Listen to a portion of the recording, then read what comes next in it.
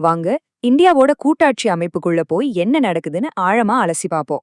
இந்த டாபிக்கை நாம எப்படி பார்க்க போறோம்னா, முதல்ல கூட்டாட்சினா பேசிக்கா என்னன்னு புரிஞ்சுக்கலாம். அப்புறம் சென்டருக்கும் ஸ்டேட்டுக்கும் நடுவுல சண்டை எங்க ஆரம்பிக்குதுன்னு பாப்போம். முக்கியமான விஷயம், பவர் மேலேந்து கீழே வரணுமா இல்ல கீழேந்து மேல போகணுமாங்கிறத பத்தி டிஸ்கஸ் பண்ணுவோம். கடைசியா ஒரு நல்ல கூட்டாட்சி எப்படி இருக்கணும், அது நமக்கெல்லாம் இதுக்கு முக்கியம்னு தெரிஞ்சுக்கலாம். சரி, வாங்க ஆரம்பிக்கலாம். முதல் செக்ஷன்ல, அதாவது இந்தியாவை ஆடுறதுக்கான ரூல்ஸ் என்ன?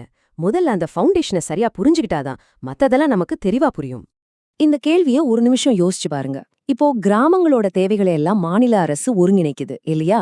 அப்போ அதே லாஜிக் படி மாநிலங்களோட தேவைகளை மத்திய அரசு ஒருங்கிணைக்க வேண்டியதானே? இதுல என்ன தப்பு இருக்குன்னு தோணலாம். ஆனா இந்த கேள்விக்குள்ளதான் கூட்டாட்சி தத்துவத்தோட மொத்த விவாதமே அடங்கியிருக்கு. நம்ம இந்தியாவோட சிஸ்டம் இருக்கு பாருங்க, அது ஒரு மாதிரி ஹைபிரிட் மாடல். அதாவது அமெரிக்கா மாதிரி ஸ்டேட்ஸுக்கு ஃபுல் பவர் கொடுக்கற ஃபெடரல் சிஸ்டமும் கிடையாது. அதே சமயம் பிரிட்டன் மாதிரி எல்லா பவரையும் சென்டர்லயே வச்சிருக்கிற யூனிட்டரி சிஸ்டமும் இல்ல. இது ரெண்டுக்கும் நடுவுல நமக்கே உரிய ஒரு ஸ்பெஷலான அமைப்பு தான் இந்த கூட்டாட்சி தத்துவம். சரி, இந்த பவரை எப்படி பிரிச்சிருக்காங்க? நம்ம அரசியலமைப்பு சட்டம் ரொம்ப தெளிவா 3 லிஸ்ட் போட்டிருக்கு. ஒன்னு யூனியன் லிஸ்ட். இதுல வர்ற டிஃபென்ஸ், ஃபாரின் பாலிசி மாதிரியான விஷயங்கள்ல சென்ட்ரல் கவர்மெண்ட் மட்டும்தான் முடிவெடுக்கும். ஏன்னா அது நாடு முழுமைக்கும் போதுமானது. ரெண்டாவது ஸ்டேட் லிஸ்ட். போலீஸ், விவசாயம் இதெல்லாம் மாநிலத்தோட தேவைக்கேத்த மாதிரி மாறும். அதனால இது மாநிலத்தோட கண்ட்ரோல்ல இருக்கு. மூணாவதா கன்கரண்ட் லிஸ்ட்னு ஒன்னு இருக்கு. இதுல கல்வி மாதிரி விஷயங்கள் வரும். இதுல 2 பேருமே சட்டம் போடலாம். ஆனா ஒருவேளை 2 சட்டத்துக்கும் முரண்பாடு வந்தா சென்ட்ரல் கவர்மெண்ட் சொல்றதுதான் ஃபைனல். ஓகே, இப்போ அடுத்த கட்டத்துக்கு போலாம். லிஸ்ட் எல்லாம் போட்டு இவ்ளோ தெளிவா பிரிச்சு வச்சிருந்தா அப்புறம் எங்க இருந்து தான் பிரச்சனை வருது? இந்த சிஸ்டம்ல உரசல் எங்கெல்லாம் ஏற்படுதுன்னு இப்ப பார்க்கலாம் வாங்க. இந்த சென்டர் ஸ்டேட் சண்டை பொதுவா 3 முக்கியமான இடங்கள்ல தான் வெடிக்குது. முதல் பாயிண்ட் காசு, அதாவது நிதி அதிகாரம். குறிப்பா ஜிஎஸ்டி வந்த பிறகு இது ரொம்பவே அதிகமாயிடுச்சு. ரெண்டாவது கல்வி, நீட் மாதிரியான விஷயங்கள்ல வர பாலிசி முடிவுகள். மூணாவது கவர்னர் ஆஃபீஸ், மத்திய அரசு நியமிக்கிற ஆளுநரோட பவர்ஸ். இந்த கம்பாரிசனை கொஞ்சம் பாருங்க. ஜிஎஸ்டி வர்றதுக்கு முன்னாடி மாநிலங்கள் அவங்களுக்கு வேண்ட சேல்ஸ் டாக்ஸ அவங்களே போட்டுக்கிட்டாங்க.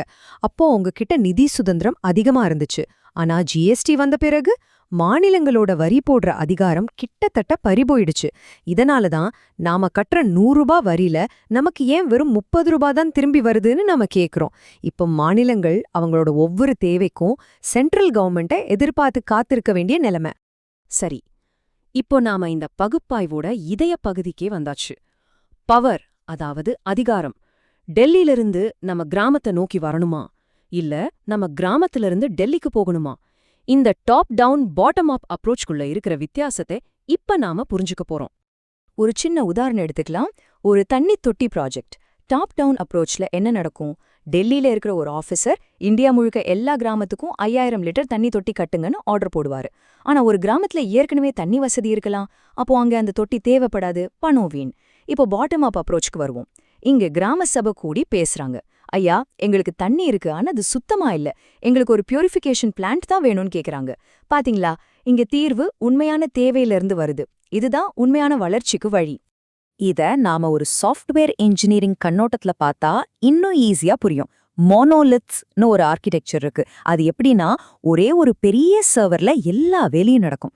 அதுல சின்னதா ஒரு தப்பு நடந்தாலும் மொத்த சிஸ்டமும் கிராஷ் ஆயிடும். ஆனா மைக்ரோ சர்வீசஸ்னு இன்னொரு வகை இருக்கு. இதுல ஒவ்வொரு சின்ன வேலைக்கும் ஒரு தனி சர்வீஸ் இருக்கும். ஒரு சர்வீஸ் ஃபெயில் ஆனா கூட மத்த சர்வீஸ் ஓடிக்கிட்டே இருக்கும். சிஸ்டம் முடியாது. நம்ம மாநிலங்களும் உள்ளாட்சிகளும் ஜனநாயகத்தோட மைக்ரோ சர்வீசஸ் மாதிரி தான். அப்போ கூட்டாட்சிய நாம எப்படி பார்க்கணும்? அது ஒரு ஃபெயில் சேஃப் மெக்கானிசம். நம்ம ஜனநாயகம் ஒரு டிஸ்ட்ரிபியூட்டட் டேட்டாபேஸ் மாதிரி. சென்ட்ரல் கவர்மெண்ட்ங்கிற ஒரு நோட் ஒருவேளை தப்பான முடிவை எடுத்தா கூட மத்த மாநிலங்களுங்கிற நோட்ஸ் அதை சரி செய்யும். சிஸ்டம் முழுசா வீழ்ச்சியடையாம பாத்துக்க முடியும். சரி, இவ்ளோ நேரம் பிரச்சனைய பத்தி பேசிட்டோம். இப்போ தீர்வுக்கு வரும்.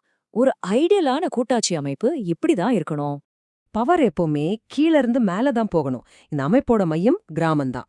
மக்களோட அடிப்படை வாழ்வாதாரம், சுகாதாரம், கல்வி இது சம்பந்தப்பட்ட எல்லா அதிகாரமும் கிராம சபை கிட்ட தான் இருக்கணும். மாநில அரசு என்ன பண்ணணும்? மாவட்டங்களை இணைக்கிற ஒரு பாலமா இருக்கணும். பெரிய உள்கட்டமைப்பு, உயர்கல்வி இதையெல்லாம் பாத்துக்கணும். அப்போ மத்திய அரசோட வேலை என்ன? நம்ம எல்லைகளை பாதுகாக்கிற ஒரு கேடயமா இருக்கணும். மாநிலங்களுக்குள்ள சண்டை வந்தா அதை தீர்த்து வைக்கிற ஒரு நடுவரா இருக்கணும். அவ்வளோதான். ஓகே, இவ்ளோ தியரி எல்லாம் பேசிட்டோம். ஆனா இதெல்லாம் எனக்கும் உங்களுக்கும், அதாவது ஒரு சாதாரண குடிமகனுக்கு எப்படி முக்கியம்? எதுக்கு நாம இத பத்தி கவலைப்படணும்? வாங்க பார்க்கலாம். முதல் பெனிஃபிட் உடனடி அக்கௌண்டபிலிட்டி. உங்க ஏரியா கவுன்சிலரை நீங்க தெருவுல நிறுத்தி ஏன் ரோடு போடலன்னு கேள்வி கேட்க முடியும். ஆனா டெல்லியில இருக்கிற ஒரு மினிஸ்டர் அப்படி கேட்க முடியுமா? ரெண்டாவது, நம்ம பன்முகத்தன்மைக்கு மதிப்பு. தமிழ்நாட்டோட தேவையும் நாகாலாந்தோட தேவையும் ஒண்ணு கிடையாது. உள்ளூர் கலாச்சாரத்துக்கும் பொருளாதாரத்துக்கும் ஏத்த மாதிரி திட்டங்கள் உருவாகும். மூணாவது, ரொம்ப முக்கியமானது, நம்ம பணம் நமக்கே. நீங்க கட்டுற வரி பணம் முதல்ல உங்க ஊர் வளர்ச்சிக்கு தான் செலவாகும், மீதி தான் மேல போகும்.